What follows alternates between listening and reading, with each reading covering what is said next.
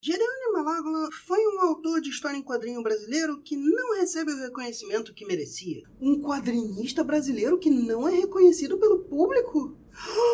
Sim, eu sei. Nós ainda estamos tentando estabelecer um mercado nacional de novo, em vez de só republicar americanos atrasados e ter algumas exceções. Só para ter uma ideia, de acordo com minha curtíssima pesquisa, o primeiro personagem dele foi o Capitão Astral, de 1953, para a editora Júpiter. Um ano antes de Maurício de Souza começar a procurar emprego de desenhista, e 6 anos antes de sua primeira tirinha do Bidu ser aprovada. O Ziraldo só ia ganhar notoriedade em 1957. As revistas originais da Júpiter não são exatamente fáceis de achar, especialmente as primeiras, então eu vou me valer da coleção de 1981 da editora Grafipar.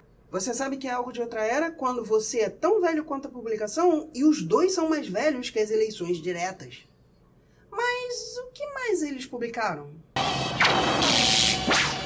É o defensor das minorias. Bom, gente, é uma revista velha. E esperem alguns conceitos ultrapassados. Mas voltando à resenha, talvez seu herói mais conhecido seja o Raio Negro, mas sendo que acabamos de ter um eclipse, acho que podemos começar com o Homem-Lua. Não esse. Ei, eu devia ir pra Lua pra essa resenha. Mas onde ficou minha nave? Ninguém nem deve lembrar que eu tenho uma.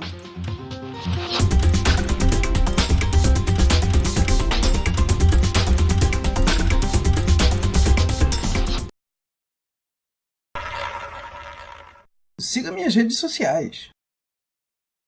Oi, gente bonita, e bem-vindos a mais um Tatear pelo Quarto Escuro, que é a minha mente. O Homem-Lua tem 2 histórias nessa revista. Infelizmente, nenhuma delas é sua estreia. Hoje veremos o Escudo de Montezuma, o primeiro quadro nos mostrando que o Homem-Lua meio que deu um pescoço de girafa. Ou isso, ou ele é o Cavaleiro Sem Cabeça, mas trocou a abóbora por uma daquelas lâmpadas de lua, ou usou creme de barbear demais. 1976, irmãos cara de pau. Começamos com um avião em uma tempestade, que era um simples joguete da fúria dos elementos. Obviamente, por não ter checado o manual de pilotagem. Grande manualzes! Eu meio que sinto falta desse tipo de exagero.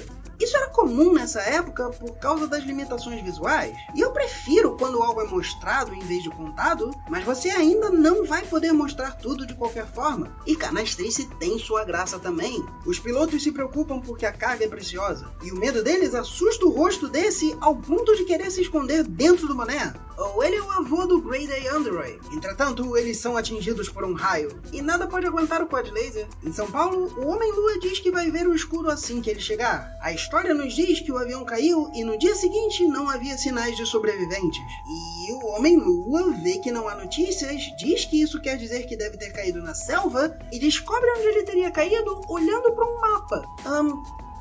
Você literalmente mostra um deles dizendo: estamos saindo da rota.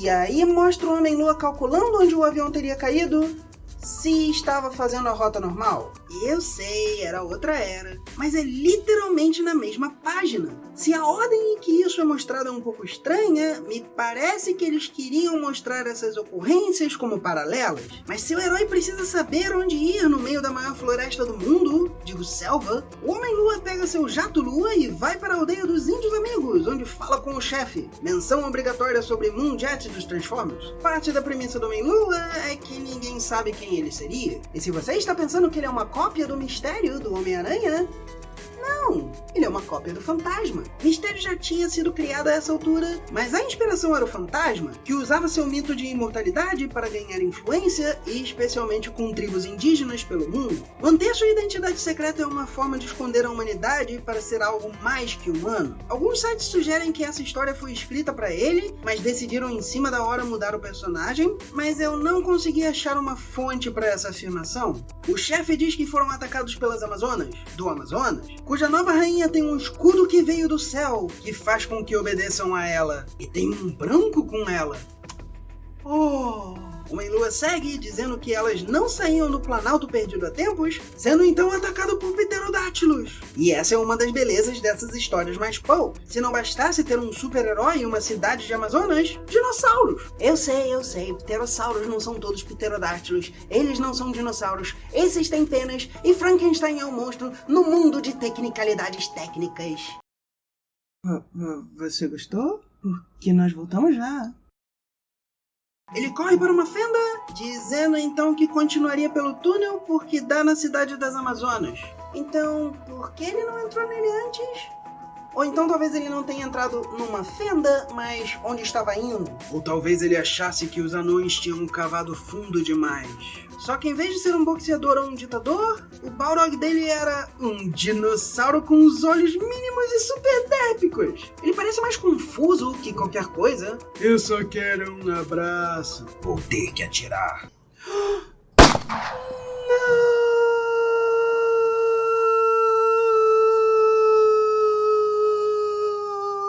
Foi pena ter que matá-lo. Era uma raridade da pré-história. Daqui pra frente o caminho é livre. Sim, mas a que custo?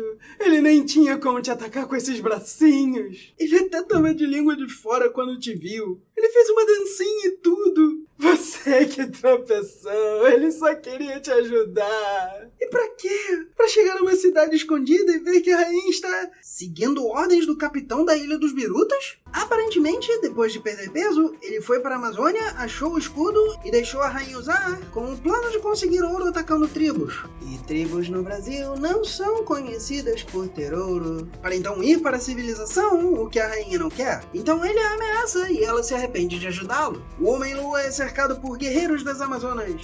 Oi! E tenta usar sua reputação para convencê-los a mudar de lado. Um deles o ataca, mas o Homem-Lua é mais rápido, o agarrando e quebrando seu pescoço. Isso convence os demais a não lutar, e o Homem-Lua diz para o seguir. Pulamos para a antiga caverna dos sacrifícios e... putz, isso parece ser algum tipo de artefato ou lâmpada, não? Mas tem uma mão...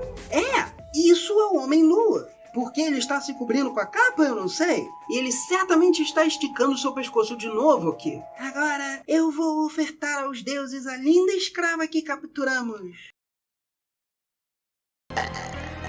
Eu suponho que ela pode ser uma escrava por ter sido capturada, mas eu devo dizer, eu nunca ouvi falar desse costume em nenhum nativo brasileiro. Eu só acho menções de índios sendo escravizados por portugueses, mas eu suponho que a civilização de Amazonas, que tem guerreiros homens, podem ter práticas surreais. Na frente da grande estátua, a rainha segura uma tigela de frutas ou algo assim. Por um instante eu achei que era uma coroa, mas ela está falando de sacrifício humano, então talvez seja alguma ferramenta cortante ritualística? Ou nessa realidade, Kung Lao era rei, e o Homem-Lua decide empurrar a estátua e matar todos. E com os pés, impulsiona a estátua, fazendo-a perder o equilíbrio. Que sorte ela ser a estátua do Chaves pulando num pé só. Eu faria uma piada sobre aquele episódio de Batman, Avatar, mas eu estou tentando evitar os gatos azuis gigantes e os chamalalala. Fazer piada com o nome dele ficou velho? You gotta deal with it! Na verdade, parece uma estátua de King Kong. Então talvez eles estejam em algum protótipo da Universal Studios Brasil? Não, nós só temos...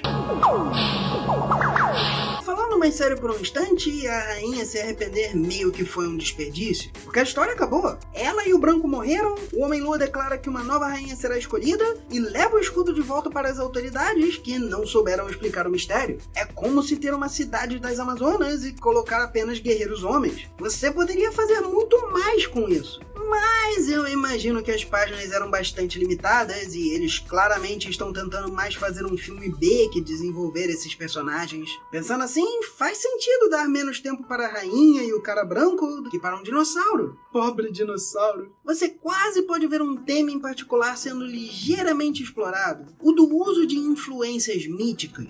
O Homem-Lua consegue suas informações dessa forma, assim como mata o guerreiro pensando em aumentar o mito ao seu redor. E ele claramente tem vantagens por isso. A justificativa da época talvez fosse a ideia de que a responsabilidade do mito é de quem acredita nele. Os glórios caídos!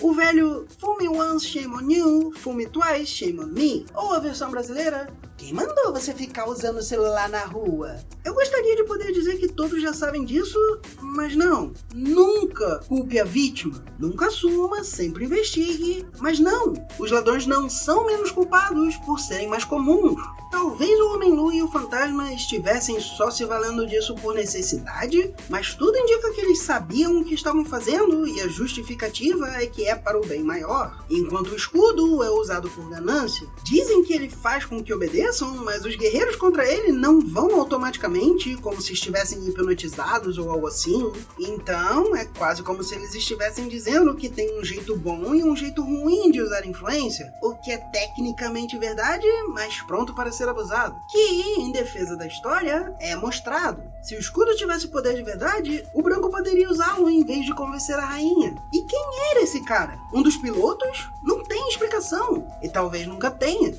Bom, essa é a minha primeira olhada no Homem-Lua. Não é perfeito, claro. Os estereótipos são previsíveis e problemáticos, então não funciona fora do seu contexto, mas é muito interessante para a época e cheio daquele sabor de aventura e ação pulp. Nós certamente veremos o resto dessa revista logo.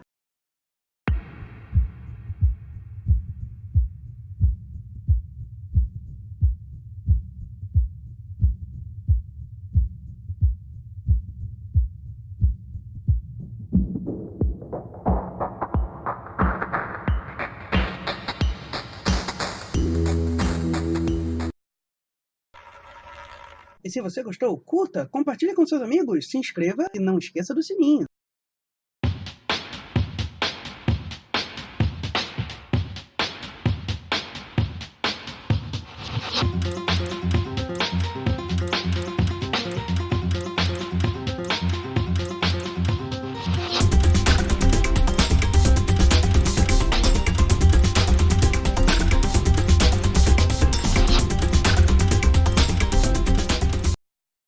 Pensando assim, faz sentido dar menos tempo para a rainha e o cara branco do que para um dicionário.